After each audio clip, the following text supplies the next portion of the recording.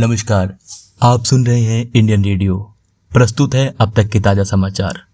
कोविड-19 के खिलाफ जारी भारत की लड़ाई में उठाए गए कदमों की समीक्षा की गई। रक्षा मंत्री राजनाथ सिंह ने वीडियो कॉन्फ्रेंस के माध्यम से हुई बैठक की अध्यक्षता की और कोरोना की दूसरी लहर से मुकाबले के लिए DRDO द्वारा किए जा रहे प्रयासों की सोमवार को समीक्षा की। रक्षा मंत्री ने बताया कि मौजूदा संकट के मद्देनजर सेना और नौसेना ने कई राज्यों में कोविड मरीजों के इलाज के लिए अस्पताल तैयार किए हैं।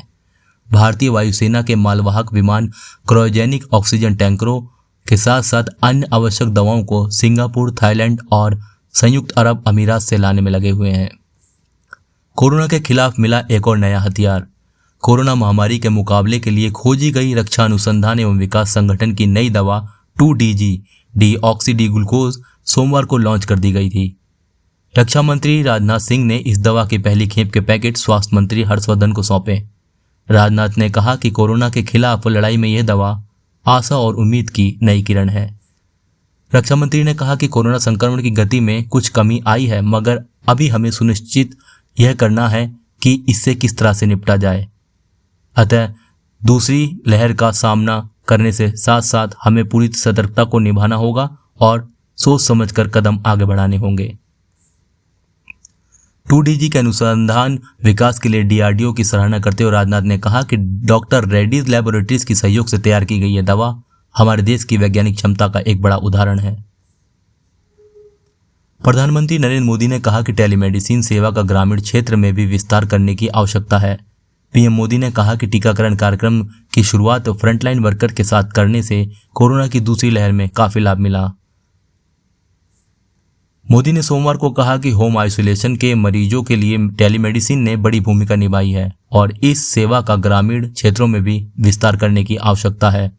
उन्होंने जोर देकर कहा कि टीकाकरण कार्यक्रम की शुरुआत फ्रंटलाइन वर्कर के साथ करने से कोरोना की दूसरी लहर में काफ़ी हद तक लाभ मिला है। टीकाकरण से ज़्यादातर डॉक्टरों की सुरक्षा सुनिश्चित की है क्योंकि 90% स्वास्थ्य पेशेवरों को पहले ही टीके की पहली डोज दी जा चुकी है। इजराइल फिलिस्तीन के बीच छिड़ी लड़ाई के थमने के आसार फिलहाल नजर नहीं आ रहे।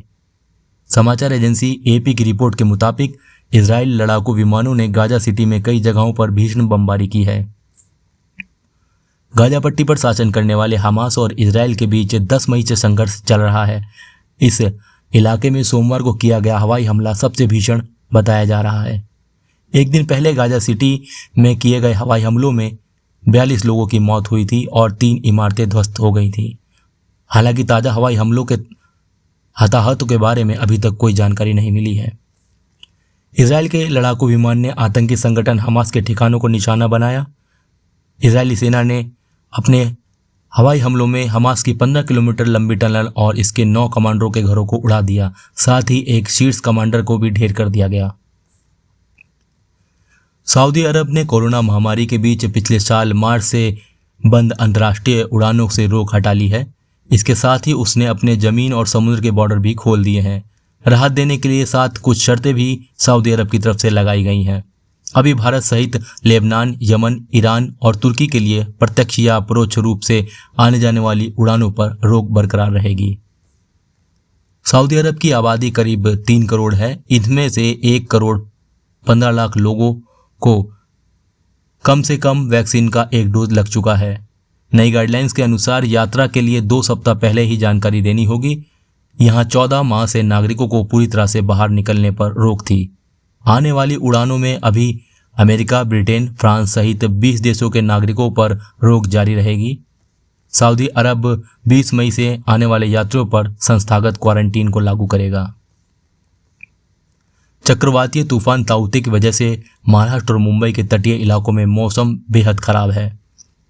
तूफान की वजह से मुंबई के कई इलाकों में सोमवार को भारी बारिश हो रही है। कई जगहों पर तेज हवाओं की वजह से पेड़ गिरे और समुद्र में ऊंची ऊंची लहरें उठ रही हैं। मुंबई के गेटवे ऑफ इंडिया के पास भी पानी सड़कों पर आ गया है। इस बीच मुंबई से करीब 175 किलोमीटर दूर बॉम्बे हाई फील्ड में सैकड़ों लोग फंस गए हैं। हीरा ऑयल फील्ड के पास एक बहती नाव पर कम से कम 273 लोग फंसे हुए हैं। सभी की जान जोखिम में है। इस बीच फंसे लोगों को बचाने के लिए भारतीय नौसेना ने अपनी कमर कस ली है। मौके पर रेस्क्यू टीम को जहाज के लिए भेजा गया है। चक्रवातीय तूफान की वजह से मुंबई में बांद्रावली सीलिंग को भी अगले आदेश तक आवागमन के लिए बंद रखा गया है। महाराष्ट्र में तूफान ताउते के चलते अब तक 6 लोगों की मौत हो चुकी है और 9 लोग घायल हैं। मुख्यमंत्री उद्धव ठाकरे ने तूफान के चलते हुए नुकसान के कार्यों का जायजा लिया। उन्होंने तुरंत राहत कार्य में तेजी लाने के आदेश दिए। इस दौरान करीब 13,000 लोगों को सुरक्षित स्थानों पर पहुंचाया गया।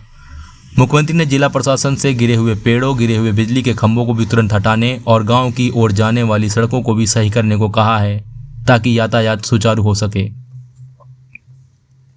संक्रमण से मौत की पुष्टि पर मिलेगा दाह संस्कार का अनुदान। संक्रमितों के शव गंगा में प्रभावित करने की घटना के बाद प्रदेश सरकार सख्त हो गई है। देहात क्षेत्र में संक्रमण के बाद मौत होने पर ग्राम पंचायत अंतिम संस्कार का खर्च उठाएगी। इसके लिए मृतक के स्वजन को कोविड पॉजिटिव की रिपोर्ट और मौत की पुष्टि करानी होगी। उसके बाद ग्राम पंचायत स्तर से स्वजन के खाते में पैसे ट्रांसफर किए जाएंगे। जिन गांवों में संक्रमण अधिक सामने आया है उन गांवों के स्वास्थ्य विभाग और आशा कार्यकर्ताओं से रिपोर्ट मांगी जा रही है। ग्राम पंचायत सचिवों को उनके क्षेत्र के गांवों पर कड़ी निगरानी रखने का भी फरमान सुनाया गया है।